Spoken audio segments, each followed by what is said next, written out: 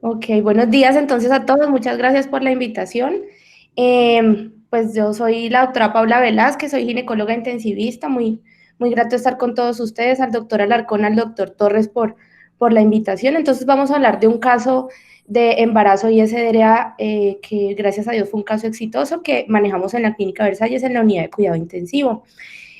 Tengo conflicto de intereses porque pues laboro en la Clínica Versalles. Las imágenes que vamos a ver en esta presentación tienen autorización de la clínica y de autorización por parte del familiar del paciente y de la paciente, pues dados que lo que queremos es aportar un poquitico esta experiencia de vida para dar opción de vida a otros neonatos tan chiquiticos. Entonces, Diana es una paciente que ingresó con un embarazo de 24.3 semanas con 10 síntomas de fiebre, decaimiento, dinofagia, síntomas de infección respiratoria superior, y al ingreso tenía unos índices de oxigenación normales con una PAFI-2 de 305. Se dejó en observación porque la paciente previamente había consultado por persistencia de síntomas, pero los exámenes estaban normales y rápidamente en las primeras 72 horas de su observación deterioró los índices de oxigenación con una PAFI-2 de 250. Decidimos entonces trasladarla a la unidad de cuidado intensivo porque estaba muy polimnéica y con desaturación y terminó en las primeras 72 horas antes de completarlas intubada con una PAFIO2 con soporte ventilatorio y una FIO2 al 80% del 123. Entonces tuvimos que empezar a hacer como un análisis de qué íbamos a hacer con la paciente y con el feto. Entonces empezamos a hacer un análisis de la relajación de la utilización de relajantes musculares, mecánica ventilatoria y definir si podíamos hacer o no maniobras de reclutamiento alveolar. Esta es la placa inicial de la paciente con una ocupación alveolar de 4 cuadrantes, pero según las guías lo que vemos es que no debemos hacer solamente placa, porque no nos aporta suficiente la estructura de la placa como para uno realmente determinar qué tanto compromiso tiene. Entonces a todas las pacientes embarazadas les estamos haciendo tomografía y vemos entonces que clínica y tomográficamente tienen las características del COVID, una ocupación alveolar importante de 4 cuadrantes, con broncograma aéreo y lesiones subpleurales características del COVID casi que en alas de mariposa, que esto la clasifica como un CORATS 4-5 para la clasificación de COVID. Aquí vemos también la secuencia de tomas axiales y coronales en donde hay una importante ocupación alveolar, pero con unas características cardíacas normales, o sea que no es una congestión ni una ocupación alveolar secundaria a un compromiso cardíaco. Finalmente, entonces, estos son los diagnósticos con los que ingresa Diana: una insuficiencia respiratoria tipo 1, un SRA severo con un índice de oxigenación severamente comprometida, una PAFI-2 de 123 y un embarazo de 24.6 semanas. Y empezamos entonces nosotros a pensar qué vamos a hacer con nuestra paciente y el feto, un feto con 24 semanas que, pues, si somos objetivos, la viabilidad es muy poca para este bebé. Entonces hicimos una revisión de lo que teníamos en la literatura y realmente tenemos 3 artículos que quizás nos ayudan a entender qué podríamos hacer con este feto. Entonces, damos el diagnóstico con la ocupación de 4 cuadrantes, el trastorno severo de la oxigenación, y lo que tenemos que hacer es relajar a la paciente, empezar a hacer maniobras de reclutamiento alveolar y colocarla en posición prono. Eh, con respecto al enfoque que se tiene que hacer clínico y de manejo, pues hay que estabilizar a la madre, hay que enfocarse netamente en la madre según la literatura, y lo que hicimos fue eso, pero decidimos individualizar el caso. Y en la literatura dice, usted puede individualizar su caso según los recursos que tenga su institución. Entonces, a pesar de tener 24 semanas, pusimos inductores de madurez pulmonar y sulfato de magnesio para neuroprotección fetal, gracias a que la unidad de cuidado neonatal del doctor Torres, pues realmente es un apoyo muy grande porque nos ha regalado muy buenos resultados con bebés prematuros extremos. Adicionalmente realizamos monitoría fetal continua, a pesar de que pues no está estipulado hacerlo, porque para nosotros el bebé es un paciente más. Y hicimos evaluación clínica y ecográfica con índices de líquido amniótico, que es una variable que nos ayuda a determinar qué tan perfundida estuvo la placenta. Mantuvimos gases arteriales con una CO2 por debajo de 35 para evitar la hipoperfusión y la redistribución de flujo a nivel placentario y favorecer el efecto Aldana y Bohr a nivel de la placenta. y pusimos antibióticos a pesar de que la paciente tenía una procalcitonina negativa. En ese tiempo se estaba utilizando la hidroxicloroquina. Lo hicimos durante 8 días, al octavo día lo suspendimos por el bundle que se manifestó a nivel mundial. Utilizamos gastroprotección y diferente con ella, iniciamos nutrición enteral a dosis trófica, pulmocare para evitar tanto la hipercapnia, porque esta paciente claramente no puede estar en un estado catabólico, para evitar pues que el feto se impacte por este estrés metabólico y sistémico que tenía ella.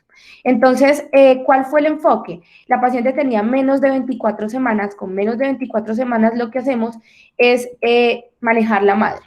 Pero esta vez hicimos algo diferente, tuvimos en cuenta el feto. Entonces, aparte de poner los inductores de madurez pulmonar, empezamos a ventilar a la paciente de tal manera que pudiéramos proteger por completo al feto. Las metas necesarias diarias y de forma estricta fueron CO2 por debajo de 35 y tuvimos que utilizar frecuencias respiratorias muy elevadas para poder optimizar esa meta. Después de esto, con respecto a la misma ventilación mecánica, utilizamos frecuencias, optimizamos y protegimos el alvéolo de la madre con bajas presión plató, haciendo mecánica ventilatoria de forma continua, por lo que les acabo de comentar. El CO2 por encima de 40 mata el feto. Si uno no hace un monitoreo fetal continuo, uno no se da cuenta que el bebé está haciendo bradicardia. Y lo que dicen los textos es que después de, si usted tiene 24 a 26 semanas, maneje la madre. Pero usted no se da cuenta si la madre, si el bebé está bien, si usted pone el bebé, la madre en prono, si hace maniobras de reclutamiento alveolar, sobredistiende un poco el alvéolo y la madre se torna hipercápnica, cómo se comporta este feto.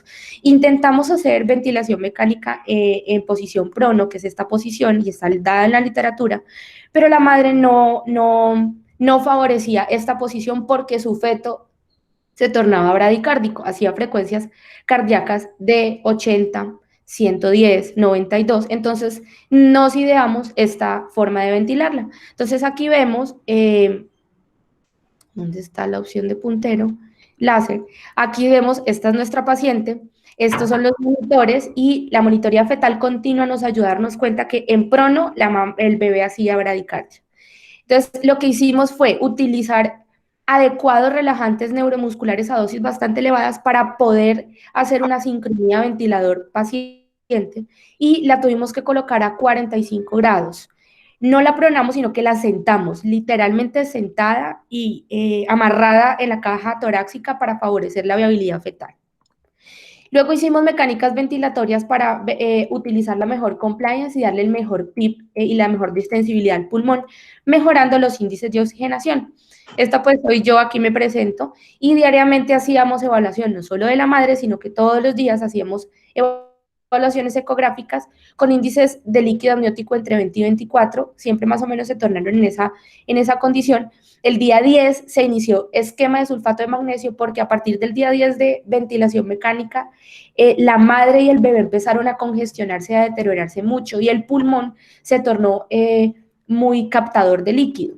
Al 13º día, con un feto con ya ecografía, con un peso fetal estimado de 875 gramos, sexo masculino y con los índices de oxigenación deteriorándose, ya inicialmente teníamos índices de 336 y estábamos reclutando muy bien el pulmón, pero la paciente al 13º día empezó a hacer preeclampsia, porque las infecciones nos favorecen a desarrollar preeclampsia.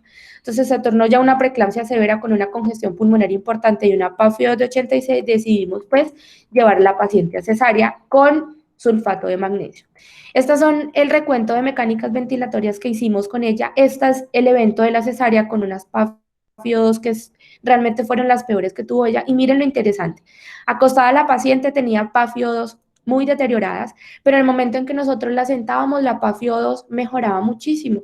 Incluso era todas por encima de 300 y 400. Bueno, después de la cesárea, que la hicimos al 13º día, y fue una cesárea muy bonita porque en este evento quirúrgico interactuaron varios equipos, y gracias a lo que estaba diciendo el doctor que me hace la introducción al trabajo en equipo, al cariño que existe entre todos, pues pudimos sacar esto adelante. Nace el señor Jefferson, mírenlo acá, este es Jefferson, nació con 875 gramos, un bebé que requirió poco soporte ventilatorio, que la unidad neonatal pues lo protegió muchísimo, Y después de la cesárea, la paciente tiene PAFI2 de 340, que pues claramente eso es normal, una compliance pulmonar que nos define la distensibilidad pulmonar de 46, ella ingresó con 11 de compliance pulmonar, y al quinto día de la cesárea empezó con un poco de distensión abdominal. Recordemos que los pacientes con COVID, por protocolo debemos de ponerle anticoagulación porque pues se ha evidenciado que el 72% de nuestros pacientes hacen microtrombosis pulmonar. Y gracias pues a la anticoagulación, muchos pacientes han salido bien, pero ella hizo una reacción muy diferente a cómo se comportan los demás pacientes. Empezó con hematuria después de haber iniciado los anticoagulantes y distensión abdominal y presentó un hematoma de pared, entonces tuvimos que llevarla nuevamente a cirugía. Este es el quirófano que solamente está dispuesto para COVID, es el quirófano COVID. Le hicimos una revisión de cavidad, aquí vemos, le pusimos un BAC porque esto limitaba la extubación de la paciente. Después de la colocación del BAC, hicimos la extubación, este personaje pues es mi persona sacándole el tubo e inmediatamente se le hace el winning o la extubación a la paciente, se hace switch con ventilación mecánica no invasiva para favorecer el éxito de la extubación. Finalmente, a las 72 horas de haber realizado la extubación exitosa y el control del sangrado, pues la paciente se le hace retiro en el quirófano COVID del sistema VAC. Este es Jefferson y así alentamos a la madre todos los días, le poníamos pues fotos de su bebé al frente cada que ella estaba sentadita para que viera la imagen del bebé y pues así nos ayudara como a que saliera adelante. Este es el estudio de la patología de la placenta. La doctora Liliana y la doctora Carolina Pursov del área de histología y de patología de la Universidad del Valle están haciendo análisis de la placenta y lo que vemos es que tiene un severo compromiso de las unidades de intercambio, de las pequeñas unidades de intercambio. Y pues estando en la unidad de cuidado intensivo ya de Anita con su extubación, con su recuperación física, pues empezamos a llamar a la familia y garantizamos esa humanización en UCI, porque después de 26 días de estar intubada y sin saber de su familia, es importante también esa parte. Este es el esposo conociendo a Jefferson, a el bebecito se le hizo eco transfontanelar que está normal, una RT-PCR negativa y el papá tiene una RT-PCR negativa, entonces se conoce papá y bebé. Ella va saliendo de la UCI aquí y aquí finalmente pues se conoce con su bebé. Esto pasó hace ya 2 semanas, una experiencia muy bonita con todo el equipo de la unidad de cuidado intensivo y este es el caso pues que les queríamos compartir. Siempre que uno puede aliviar el dolor de otro ser humano, pues la vida nuestra no será en vano. Muchas gracias, entonces esto era lo que queríamos compartirles a ustedes. Bueno, doctora Velázquez, la felicito. Me presento, yo soy Pío López, soy el jefe del Departamento de Pediatría y como todos estamos muy agradecidos con usted. Todo lo que ha hecho nos ha mostrado una preparación, un profesionalismo que la verdad nos da mucha esperanza de que muchos de estos pacientes van a lograr sobrevivir si están a cargo de... Vamos a seguir con Javier. Gracias. Javier es, como ustedes saben, es un pediatra neonatólogo, es profesor del Departamento de Pediatría y es director de Escuela de Medicina. En este caso, Javier es mi jefe, pero cuando estamos en el departamento yo soy el jefe de Javier. Hacemos una combinación muy chévere. Bueno, Javier, dale, adelante. Esto es un ejemplo de trabajo en equipo, igual que hacemos en el Departamento de Pediatría, Pío, con sus 70 años. 70 años de la Escuela de Medicina y 65 años del Departamento de Pediatría, no olvidarlo, y tenemos celebración de los 70 años de la Escuela de Medicina para finales de este mes. Bueno, yo le voy a hablar un poquito de lo que habíamos presentado, ya con más tranquilidad. En la presentación anterior me dieron 15 minutos, en este tenemos un poquito más de tiempo, para contarles un poquito lo de recién nacidos y mostrar un poquito lo de este caso, porque creo que, como dice Pío, hay que publicarlo. La búsqueda se hizo una revisión sistemática de todo lo que son los buscadores para esto, literatura gris, no gris, y vuelvo a repetir que realmente a uno le llama la atención que todavía en neonatología estamos en la base de la pirámide, solo reporte de casos o estudio de casos y poquito de casos y controles, pero al final lo que termina haciendo es recomendación de expertos, que es lo que existe en este momento con relación a todo lo que se hace manejo con relación a neonatología en COVID. Ese es el virus. Yo les voy a mostrar lo del virus, básicamente esta proteína S, que es la que nos angustia y la que nos preocupa, pero que en términos generales en neonatología tiene algunas consideraciones especiales. ¿Por qué tiene consideraciones especiales? Porque esta publicación de Pediatric Infectious Disease y esta publicación hace muchas referencias, igual que esta que aparece en la American Journal de Perinatología, por qué el virus no afecta tanto al paciente pediátrico y especialmente al neonato. Y mire que hay una diferencia inmunológica en el neonato desde el punto de vista de su respuesta inmune innata, es mucho más alta. Esa respuesta inmune innata, linfocitos T y probablemente B, lo protege de alguna manera contra este virus. El hecho de que no tengamos enfermedades o comorbilidades como lo tiene el adulto también nos protege en la parte pediátrica. Se ha planteado que probablemente los niños, el hecho de estar colonizados previamente por virus parecidos al coronavirus, estar expuesto a virus en la etapa pediátrica, eso hace que el virus no se pegue tan fácilmente a sus receptores. Nosotros, en los niños en general, tenemos una serie de posibilidades grandes cuando el virus es transmitido del adulto al niño. ¿En qué sentido? Que probablemente el virus pierda virulencia. Esta es otra teoría que se plantea en pediatría. El hecho de que el virus sea transmitido por adultos y que ya el adulto lo haya tenido de una manera mucho más virulenta, esa nueva mutación del virus probablemente hace que el niño sea un poquito menos fuerte eso. Vamos a hablar un poquito de los receptores de acetilcolinesterasa 2 y las vacunas. Ustedes saben que hay varios trabajos que hablan de la vacuna con BCG, los alemanes no la tenían y probablemente esto hizo que tuviera más severidad la presentación de la infección en niños en estos países europeos. Nosotros la tenemos y ha planteado que esa vacuna tiene algún tipo de posibilidad de disminuir y atenuar un poquito la respuesta en los pacientes pediátricos. Otro factor que quiero enfatizar es la hemoglobina. La hemoglobina fetal, ustedes saben que el hierro es un antioxidante bastante fuerte. El hecho de tener el hierro y tener hemoglobina fetal y el hecho de que tenga menos hemólisis los pacientes por tener hemoglobina fetal los protege de alguna manera de la respuesta inflamatoria tan severa. Y las contaminantes, etcétera, que no aparecen en neonatos, ni tampoco, ojalá que no tengan exposición al cigarrillo. La respuesta o lo que llamamos tormenta de citoquinas no la vemos tanto en el paciente pediátrico y menos en el neonato. Y es una de las cosas que quiero mostrar con este caso, porque de alguna manera uno puede pensar que la placenta está sirviendo de una barrera importantísima a esa respuesta inflamatoria que tuvo esta mamá. Esta mamá tuvo una respuesta inflamatoria pulmonar y sistémica bastante grave que no le afectó al bebé, porque lo que la mayoría de autores están promulgando es que el bebé puede tener algún tipo de alteración desde el punto de vista de oxigenación y claro, nacen totalmente asfixiados.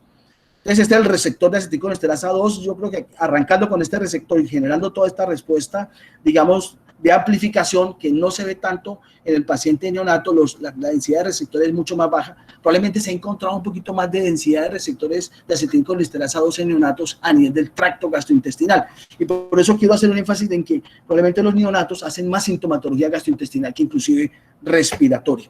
Y esto sí es para mostrarles por qué los receptores de acetilcolinesterasa es importante, sobre todo en placenta. En placenta se conoce con esta primera publicación, es una publicación del 2008, donde encuentran cómo estos receptores de acetilcolinesterasa 2 pueden amplificar mucho la respuesta de preeclampsia y eclampsia en mujeres gestantes.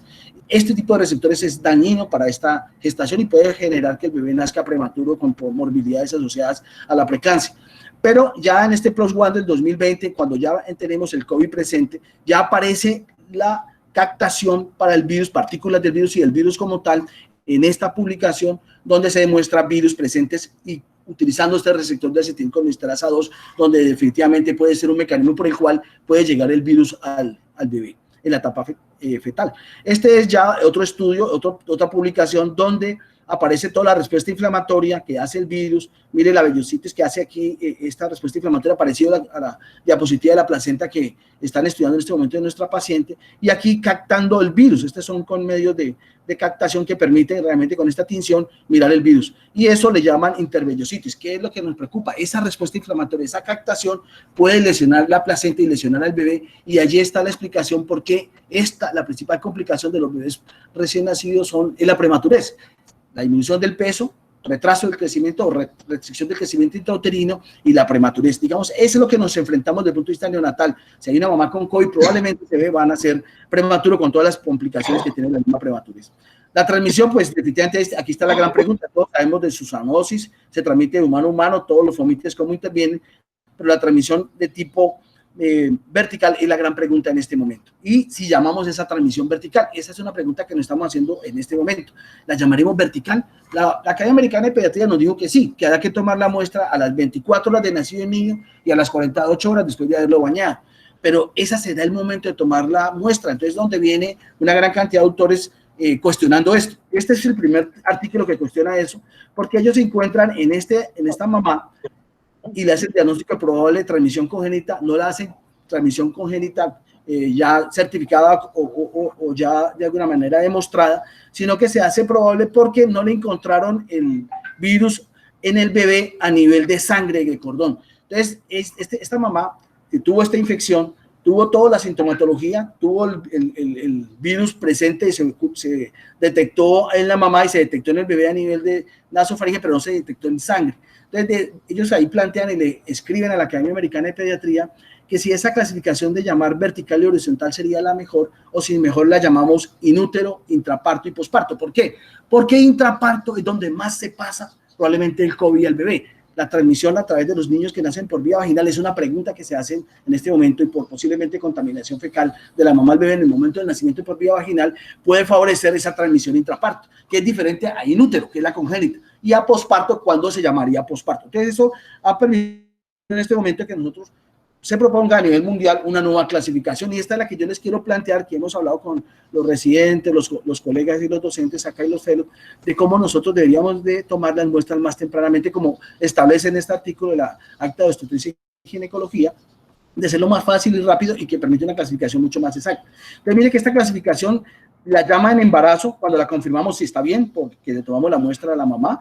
Posible si no le realizan la muestra, si la mamá tiene sintomatología. Si está sintomático, hay que demostrarla realmente con que la muestra sea positiva a nivel de la vía nasofaringea, y probablemente si es probable o poco probable si no se encontró virus por una muestra y la mamá no explica los síntomas por otra causa.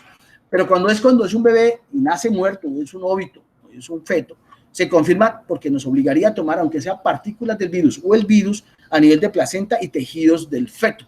O sea, había que tomarle directamente al feto cuando el bebé fallece, o tomarlo por hisopado para llamarla posible. Ya cuando el bebé nace, o sea, logra sobrevivir, no fallece, no es un mortinato, no es un aborto, entonces la llamamos congénita si el bebé tiene sintomatología y además de eso obliga a tomar el virus en sangre, ya sea de cordón umbilical y de líquido amniótico antes de que se rompa la membrana 12 horas. Se obliga a hacer eso. O sea, ya se llamaría congénita si cumple esa condición, y la probable es cuando la tomamos a nivel de torunda, a nivel nasofaringeo, o la tomamos de algunas muestras de placenta. Posible solamente si hay presencia de anticuerpos. O sea, anticuerpos definen posible, no es confirmada. Por eso le permite a uno decir, este caso fue positivo o negativo, de acuerdo a lo que está reportando la literatura mundial.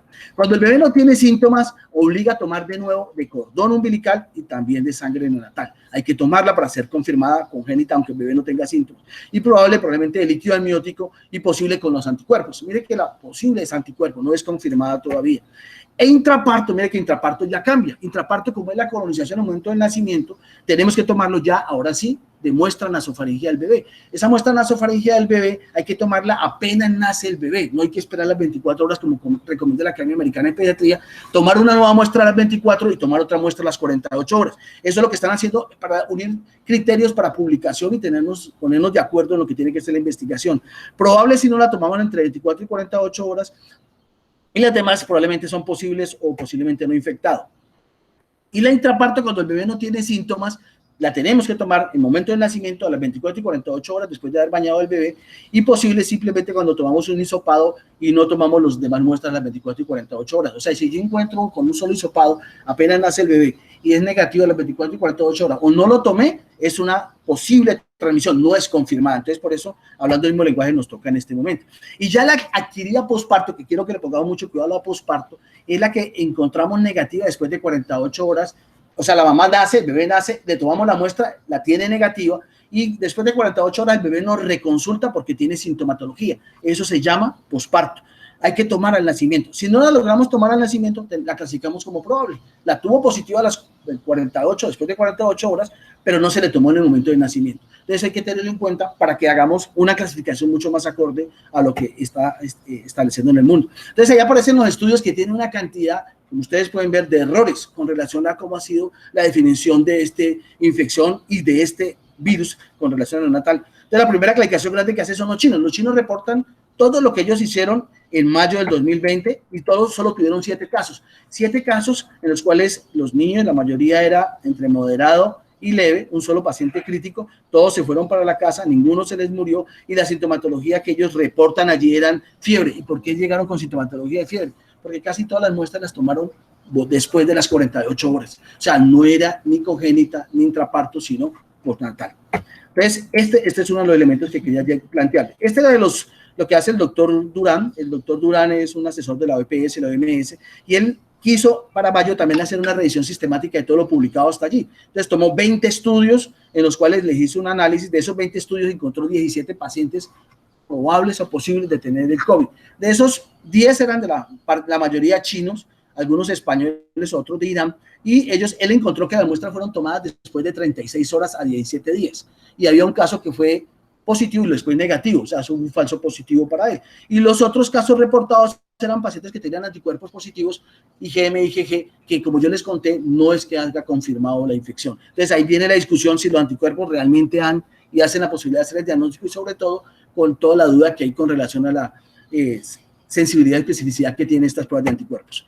Esto obligó, o por lo menos permitió a que saliera esta publicación de este mes de Arcadis y Chill, donde ellos se atreven a hacer un metaanálisis. Imaginen hacer un metaanálisis con cuántos pacientes. Aquí creo que hay como 3, 4, 6, 9 pacientes. Con 9 pacientes hacer un metaanálisis. Entonces ellos hacen, esto da para todo. Yo no sé qué tan serio sea este metaanálisis. Entonces, desde el punto de vista, ellos lo único que pueden decir de ese metaanálisis es que la probabilidad de infección, sin saber la clasificación, es que es de 16 por 1000. Aquí está, 16 por 1000 nacidos vivos. Es lo que ellos plantean en este metaanálisis, pero es un ejercicio, digamos, desde el punto de vista estadístico interesante, pero no está diciendo que esa es la posibilidad de transmisión. Está diciendo que eso es lo que han encontrado con la evidencia que existe. Y yo les conté cómo era la evidencia que existe.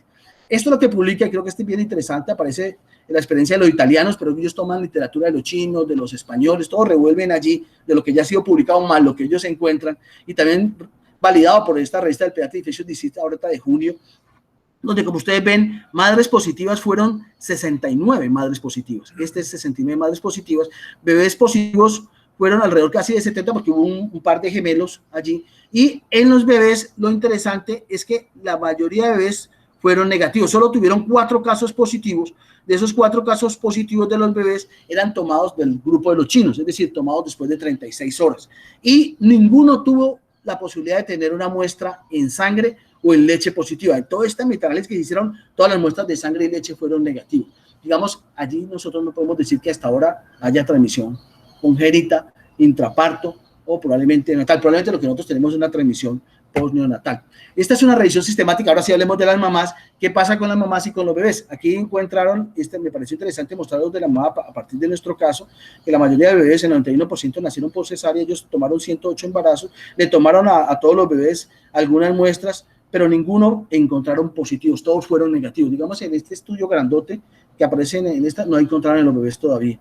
Y también mirando placentas, porque realmente mirar placentas es interesante para mirar respuesta inflamatoria, y ellos se encuentran aquí en 11 casos mirando placenta, que ninguno de los bebés tomados en diferentes días nasofaringeo tuvo positivo la prueba. Digamos, todos fueron negativos en estos casos en los cuales placenta era positivo, pero el bebé fue negativo, pero tomado días después, como ustedes ven ahí hasta el 5.º día le tomaron a algunos niños, todos fueron negativos y realmente no genera claridad. Me parece interesante con relación al caso que tenemos, porque muestra la respuesta inflamatoria que puede tener la placenta cuando estos bebés tienen algún tipo de casos. Y miren que algunos bebés en el segundo trimestre, prematuros de 25, 26 semanas, se les murieron, o sea, los bebés se mueren, logran estudiar la placenta y ¿qué encontraron? Una gran respuesta inflamatoria, alteración del sitio de intercambio gaseoso de oxigenación, una inflamación importante que lleva a la muerte de esos bebecitos entre 24 o 26 semanas, que es lo que reporta este estudio, y por eso la importancia de este caso, porque creo que una mamá que llega a las 24 semanas con esta respuesta inflamatoria tan severa, demostrado ya en estudios previos, logra sobrevivir en el vientre materno. Es un trabajo excelente del grupo de obstetricia. Y este es el único estudio que muestra la transmisión placentaria, ya siguiendo las recomendaciones que hace este nuevo grupo, esta nueva clasificación, donde a esta mamá de 23 años, gestante, tiene un bebé grande de 35 semanas con 2.540 gramos, y a ella le encuentran confirmado el virus en líquido amniótico y en sangre. O sea, si nosotros miramos la clasificación, lo tengo en líquido amniótico, lo tengo en sangre, eso es confirmado. Entonces ellos allí dicen que este es el primer caso reportado, pero recuerden, es un solo caso. Entonces allí queda la duda si es contaminación o no, etcétera. Le creemos a este reporte que tienen los franceses, pero hay que mirar nuevos estudios para realmente documentar si hay ese tipo de transmisión. Pero en el mundo, este es el único que hasta ahora reporta eso en un bebé que nace en buenas condiciones y nace casi a término. Esto es lo que pasa en nuestro país y en el mundo entero, lo que pasó en Tunja. O sea, la infección que pasa en las unidades de cuidado intensivo es porque la gente baja la guardia, la transmisión es postnatal, después de 48 horas, y hay un contagio masivo que obliga a cerrar una unidad de cuidado intensivo, y es el único caso reportado neonatal que fallece en el país. Ese bebé, uno de los bebés que adquirió esta infección, se murió. Entonces, ojalá no nos pase a nosotros, porque lo que reporta el Instituto Nacional de Salud hasta hace más o menos unos 20 días, es que en Colombia hay reportados 42 neonatos. De esos 42 neonatos, si ustedes ven aquí, ninguno es de el Valle del Cauca, ninguno es de Cali. O sea, en Cali hay reportes de probablemente un contacto estrecho entre la mamá y el bebé, hay una, digamos, una posibilidad de transmisión, pero no se ha documentado en el bebé. En esto no han documentado de tipo nasofaringeo, pero casi todos son tardíos. Mire, 80%, casi el 80% se ha tomado la muestra después de 7 días, o sea, no llegan en etapas tempranas. Cali, yo me puse lo que tenemos aquí en Cali expuesto, llevamos aquí, creo que la doctora Eni nos está ayudando en eso, está haciendo un seguimiento interesante, y aquí llevamos 4 casos de posible, pero que los bebés han salido negativos, y en Versalles llevamos de mamás positivas 6 casos, pero los bebés han salido negativos. Digamos, llevamos aquí en Cali 10, de esos 10 ninguno ha salido positivo. Y esto es lo que va a publicar Biomédica de la experiencia que tienen en Barranquilla. Barranquilla es sitio donde en este momento tiene más COVID en el país. Esto va a salir publicado en septiembre, pero el grupo de Barranquilla, liderado por el doctor Vaquero, me prestó el artículo, la publicación anticipada, y miren que son bebés en el cual llegan a los 26 días, a los 16 días y a los 20 días. Les llama la atención a ellos es que todos llegaron con síntomas gastrointestinales, 2 de ellos llegaron con fiebre, y mire todos los cambios que tienen de dímero D. Tienen un dímero D altísimo con una LDH altísimo, digamos, y tienen probablemente algunos cambios a nivel de los leucocitos con aumento de los linfocitos.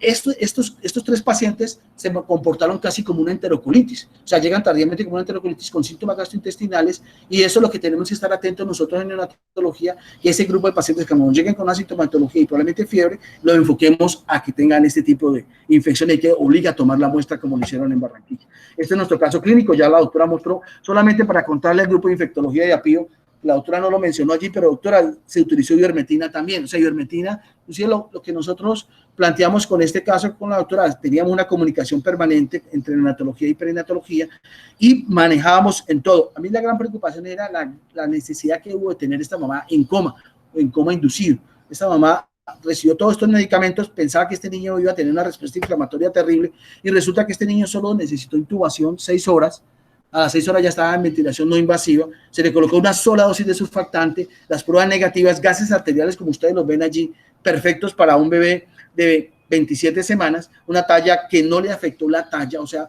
yo esperaba que este niño tuviera una restricción del crecimiento intrauterino y que tuviera una ecografía transfontanelar con una hemorragia que sea grado 1 o 2, pero no, las ecografías que le hemos hecho son normales, y como ustedes ven, esta foto es de ayer, él ya pesa casi alrededor de 1300, la postura y todo lo que es su parte neurológica aparentemente luce bien, y ya lo ven a usted allí sin oxígeno, solamente está recibiendo alimentación y no necesita ningún tipo de medicamento, lo que recibe realmente es la visita de la mamá y crecimiento.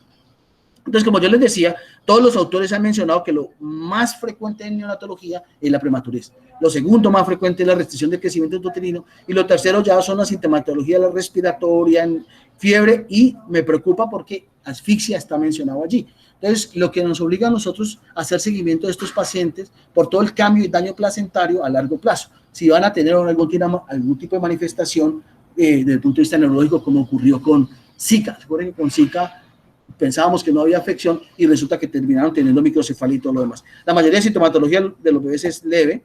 Las imágenes no nos ayudan mucho, de pronto tenemos más linfocitopenia o trombocitopenia, algunas pruebas hepáticas alteradas, pero no es muy específico de nada de eso. El manejo de los esteroides no están contraindicados prenatales, hay que madurar el pulmón de los bebecitos, hacemos todo el manejo como lo vamos a plantear acá, y en la parte ventilatoria, ahí seguimos las guías que tiene la Academia Americana de Pediatría, las guías que establecen los expertos, porque yo les comentaba a ustedes que el manejo lo están estableciendo los expertos porque no hay ningún tipo de trabajo que muestre una evidencia grande. Nosotros sí tratamos de separar la mamá y al bebé apenas nazca para hacer reanimación en un sitio diferente. La idea es que esté más de 2 metros en un sitio diferente. Nosotros, la gran pregunta es si hacemos pinzamiento temprano o tardío. Lo que hemos quedado con el grupo nuestro es que hagamos pinzamiento temprano, porque no sabemos si hay transmisión por sangre, por cordón umbilical. O sea, hasta que no tengamos claridad de eso, hagamos pinzamiento temprano. Algunos dicen que tardío, que no hay problema, pero a mí me queda la inquietud y la gran preocupación de hacerlo tardíamente. La reanimación en un sitio diferente, con todas las condiciones de protección personal. Nosotros, cuando nace un bebé de madre COVID y está asintomático, lo colocamos con la mamá, siempre que existan medidas de protección personal de la mamá, no hay problema, no hay ningún tipo de situación que amerite colocarlo lejos. O cuando tiene sintomatología la mamá, si la mamá tiene protección, se pueden colocar juntos. Algunas autoridades dicen que no, otras nosotros promulgamos el contacto piel a piel de la lactancia materna, mientras las medidas de protección de la mamá sean suficientemente importantes. Siempre llevarlo a una unidad de cuidado intensivo cuando están sintomáticos y colocarlo en un sitio especial, ojalá que tenga aire con extracción.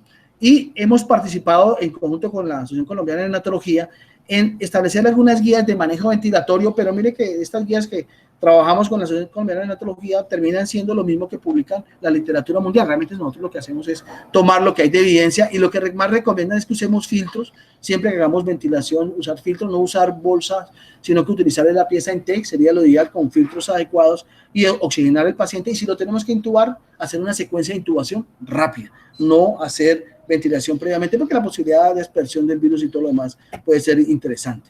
Entonces, definitivamente estos pacientes, cuando se van para la casa, lo que obliga es hacer seguimiento telefónico, hacer seguimiento permanente con estos bebecitos, ojalá hasta 14 días después del nacimiento. Las EPS tienen ya un programa instaurado, cada EPS llama a la mamá y al bebé durante estos 14 días, eso ya existe para que no lo olvidemos, y se debe mantener siempre, cuando está con la mamá, ese distanciamiento para que no haya posibilidades de transmisión e infección. Y sobre lactancia materna, lo que sabemos, realmente la lactancia materna no está contraindicada, no hay hasta ahora ningún documento, por eso la Academia Americana de Pediatría y la OMS recomiendan continuar con la lactancia materna hasta que no se tengan otro tipo de documentación, y nosotros en esta institución somos pro lactancia materna. Esto es lo que le quería comentar. De nuevo, realmente el trabajo en equipo es lo más importante. Yo creo que la comunicación también es fundamental, y logran éxitos como este caso, que créanme que en la literatura no he visto que logren sobrevivir. En esa serie de casos que le he mostrado, la mayoría que están entre 24 y 36 semanas fallecen. Cuando la mamá llega con 24 semanas, la probabilidad alta de fallecer el bebé. Y como lo plantea la doctora Paula, se escoge uno de los dos, o la mamá o el bebé. En esa institución se escogieron a los dos y logramos tener este resultado exitoso. Por eso la posibilidad de publicación y de lo que significa esto para nosotros es importante. Muchas gracias a todos. Preguntas, Pío, sigue. Javier, yo tengo una crítica. Pienso que esta presentación ha debido ir o debe ir en una gran sesión del hospital, no del departamento de pediatría solamente, del hospital,